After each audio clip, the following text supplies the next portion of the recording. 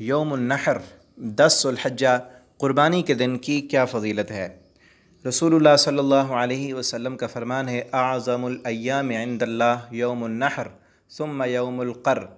نبی کریم صلی اللہ علیہ وسلم فرماتے ہیں اللہ رب العالمین کے ہاں سب سے زیادہ جو عظمت والا دن ہے وہ یوم النحر قربانی کا دن ہے، 10 ذوالحج کا دن، جس دن مسلمان اللہ رب العالمین کا قرب حاصل کرنے کے لیے اپنے جانوروں کو اللہ کے راستے میں قربان کرتے ہیں۔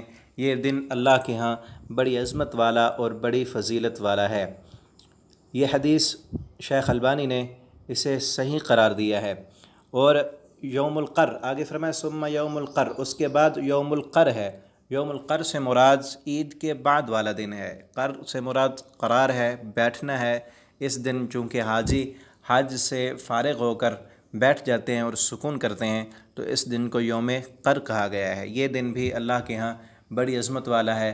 اس دن تکبیرات کہنا، نبی کریم صلی اللہ علیہ وسلم نے اس کی ترغیب دی ہے کہ ان دنوں میں اللہ رب العالمین کا زیادہ سے زیادہ ذکر کیا جائے، تکبیرات کہی جائیں۔